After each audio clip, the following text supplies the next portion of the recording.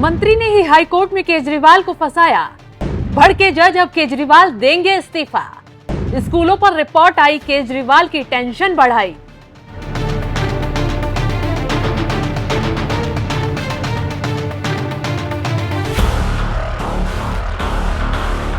नमस्कार, आप देख रहे हैं एनएमएफ न्यूज। मैं आपके साथ शबनम। स्कूल और अस्पताल दो ऐसे मुद्दे हैं जिन पर केजरीवाल की राजनीति चलती आई है, लेकिन ऐसे में अब ये दो मुद्दे ही सीएम साहब की कुर्सी छीनने वाले हैं। स्कूलों पर आई भयंकर रिपोर्ट से केजरीवाल ऐसे फंसे हैं कि इस्तीफा देने की नौबत आ गई है, और ये नौबत किसी और की वजह से नहीं बल्कि उनके ही चहेते मंत्री सौरभ भारद्वाज की वजह से आई है। सौरभ भारद्वाज ने दिल्ली हाईकोर्ट में ऐसी बात बोल दी कि न सिर्फ जज साहब भड़क उठे बल्कि केजरीवाल को इस्तीफा देने की नसीहत तक दे डाली। अब सवाल ये है कि जिस कुर्सी के लिए केजरीवाल जेल में लड़ रहे थे, जिस कुर्सी के लिए केजरीवाल ने अपने बड़े बड़े नेताओं को दरकिनार कर दिया, क्या वो कुर्सी केजरीवाल छोड़ पाएंगे?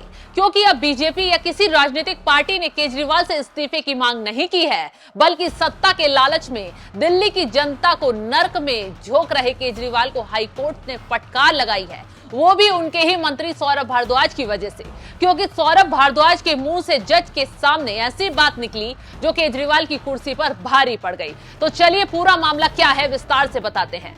दरअसल दिल्ली नगर निगम पर फिलहाल केजरीवाल का कब्जा है, जिसके अंदर दिल्ली के तमाम स्कूल आते हैं। केजरीवाल ने इन स्कूलों को हाई प्रोफाइल बनाने का वादा किया, लेकिन हाईकोर्ट में पेश हुई रिपोर्ट में इन स्कूलों की दुर्दशा बद से बदतर हो चुकी है। कई स्कूलों की बिल्डिंग जर्जर हालत में है, बच्चों की किताब कॉपियां कुछ नहीं मिल पा रही हैं, जिस पर हाईकोर्ट के जजों ने भी हैरानी जताई और तुरंत केजरीवाल पर भड़क पड़े।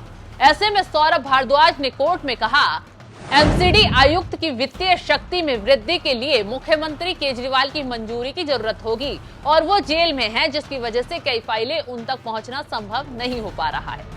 जैसे ही सौरभ भारद्वाज ने ये दलील कोर्ट में दी, वैसे ही जज साहब के होश उड़ गए और तुरंत केजरीवाल से इस्तीफा देने की बात तक कह डाली। हाईकोर्ट ने सीधे तौर पर तो ये टिप्पणी नहीं की, लेकिन अपने शब्दों में साफ साफ कहा, दिल्ली जैसी व्यस्त राजधानी में मुख्यमंत्री का पद औपचारिक नहीं है और ये एक ऐसा पद है जहां पद धारक को 24 घंटे यानी 7 दिन उपलब्ध रहना होता है। गिरफ्तारी के बावजूद मुख्यमंत्री पद पर बने रहने का अरविंद केजरीवाल का निजी फैसला है, लेकिन अनुपलब्ध होने की वजह से एमसीडी के स्कूलों में पढ़ने वाले बच्चों की पढ़ाई के रास्ते में नहीं आ सकती।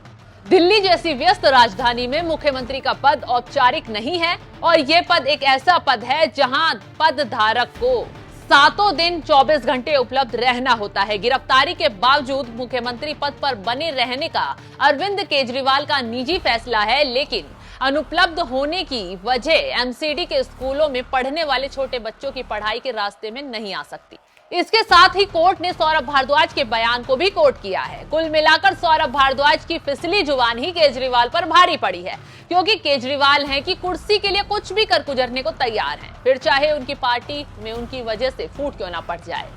हाईकोर्ट ने सौरभ भारद्वाज के बयान पर आगे टिप्पणी की और साफ शब्दों में कहा, सौरभ भारद्वाज के बयान में सच्चाई है कि एमसीडी कमिश्नर की वित्तीय शक्ति में किसी भी तरह की बढ़ोतरी के लिए मुख्यमंत्री की मंजूरी की आवश्यकता होगी। सौरभ भारद्वाज का बयान इस बात को स्वीकार करने के बराबर है कि मुख्यमंत्री की गैर मौजूदगी के कारण दिल्ली सरकार ठप पड़ी हुई है। कोर्ट के इस टिप्पणी को केजरीवाल के लिए बहुत बड़े झटके के तौर पर देखा जा रहा है। अब हालात बता रहे हैं कि केजरीवाल को हर हाल में इस्तीफा देना पड़ेगा, क्योंकि जिस तरीके से दिल्ली में विकास रुक गया है, उससे तो लग रहा है जेल से केजरीवाल सरकार ही नहीं चला पा रहे हैं।